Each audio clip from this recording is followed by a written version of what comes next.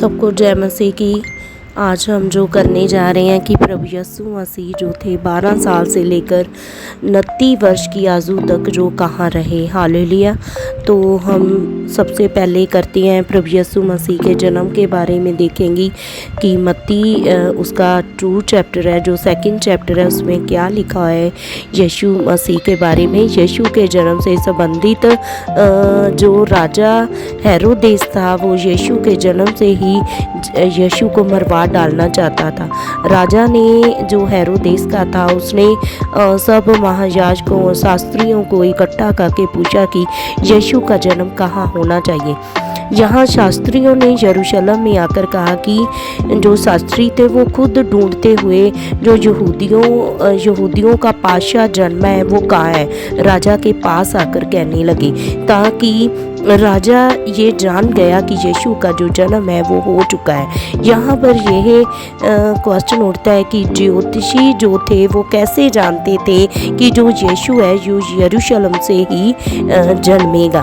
भाइयों और बहनों, जैसे कि हमको पता है कि जब अब्राहम के कोई वंश नहीं था तो परमेश्वर ने अब्राहम को 2 बार जो आसमान के तारों में देखने की और उसको गिनने के लिए बोला कि तेरी संतान तारों के समान होगी। और यहाँ पर आपको ये जानकर हैरानी होगी कि परमेश्वर यहोवा ने पूरी बाइबल को आसमान के तारों में दर्ज जो है वो कर रखा है। जो बहुत पुराने समय के जो लोग हुआ करते थे वे आसमान के चिन्हों और तारों से ही अनुमान लगा लिया करते थे किसी भी बात का।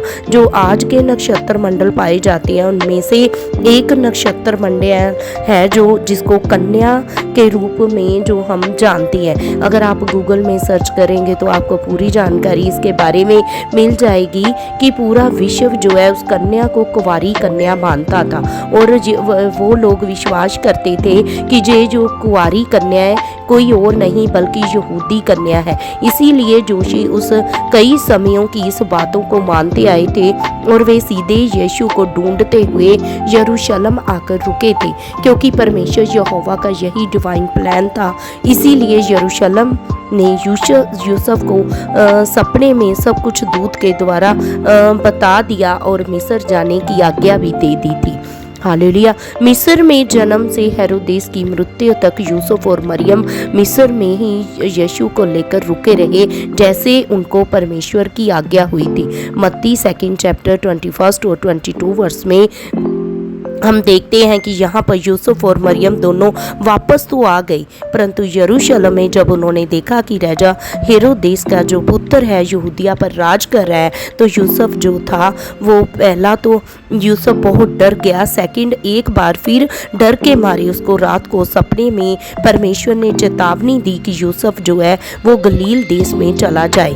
तो 23rd वर्ष में जब हम नासरत नाम नगर में जब देखते हैं कि यूसुफ जो जाकर बस गया ताकि वह वचन पूरा हो जो भविष्यद्वक्ताओं के द्वारा जो वचनों में कहा गया था। गलील के नासरत नगर में जाकर वो दोनों रहने लगे। इसीलिए यीशु जो है नासरी कहलाए थे, क्योंकि परमेश्वर यहोवा की प्लानिंग के अनुसार ही सब कुछ जो भाइयों और बहनों पूरा हो रहा था। लूका 2nd चैप्टर 41 वर्ष से लेकर 52 अगर पढ़ते हैं तो जब यीशु को फसह के पर्व पर उसके माता पिता यरूशलेम में हर वर्ष लेकर आए तो यीशु गलील के नासरत में ही थे।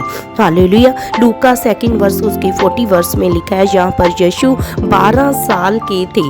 हालेलुया। जब यीशु यरूशलेम के मंदिर में याजकों और उपदेशों के साथ पाए गए यीशु मसीह वे उन लोगों की सुन भी रहे थे और उनसे क्वेश्चन भी कर रहे थे। 3 दिन तक यीशु यरूशलेम के मंदिर में ही उपदेशों के साथ बातचीत कर रहे थे और जब उन लोगों ने यीशु की बातें जो सुन रहे थे वो सब सुनकर हैरान थे।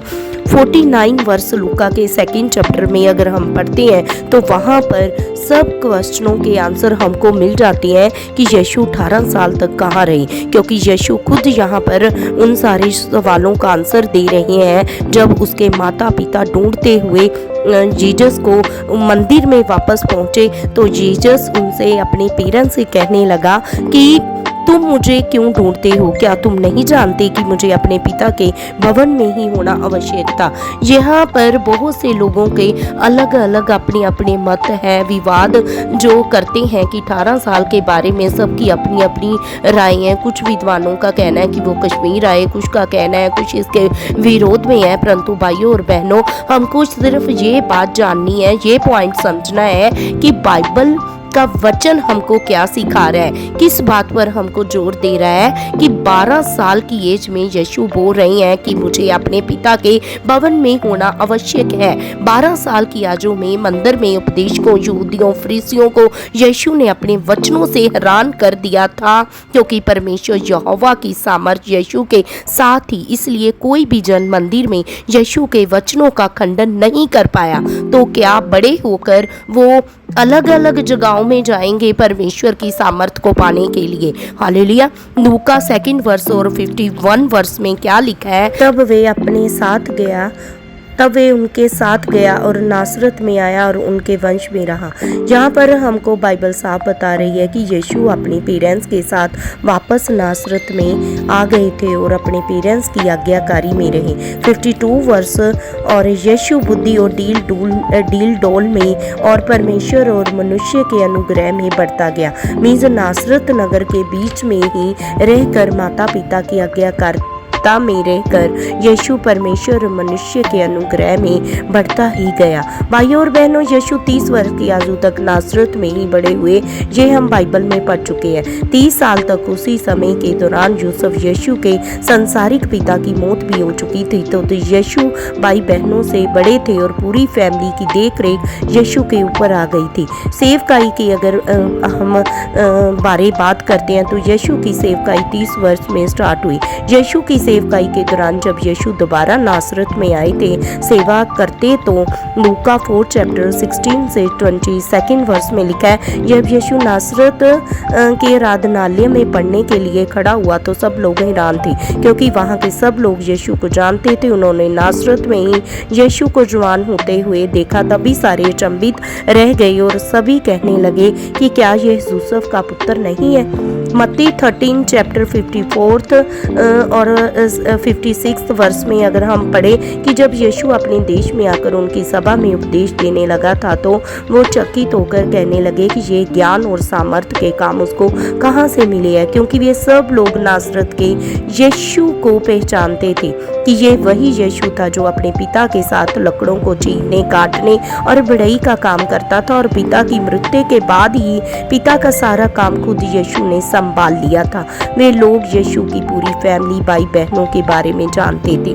30 वर्ष की अगर हम बात करते हैं तो ये कोई बचपनपन की आयु नहीं होती, जो मैच्योरपन हो जाता है। इंसान इस आयु में सियानपन आ जाती है, परिपक्व पूरी तरह हो जाता है और उसकी ज्ञान इंद्रियां जो पूरी तरह डिवेल्प होकर कार्य करने लग जाती है। इसीलिए यहोवा परमेश्वर ने 30 वर्ष की आयु को ही जीसस को सेवकाई के लिए सिलेक्ट की थी। इसीलिए परमेश्वर ने आदम को भी जब बनाया तो पूरा परफेक्ट 30 वर्ष का ही बनाया। कोई बच्चा जा कोई 20 या 19 या 25 एज का नहीं, बल्कि पूरी 30 ईयर का ही बनाया। तो भाइयों और बहनों, हमने सीखा कि जो 18 साल प्रभु यीशु मसीह के बारे में बहुत कम बाइबल में वर्ष पाई जाती हैं, पर जितनी पाई गई हैं ये पूरा दावा करती हैं कि प्रभु यीशु मसीह कहीं भी नहीं गए, बल्कि वो नासरत में रहकर अपनी फैमिली की देख रेख कर रहे थे, पूरी तरह अपनी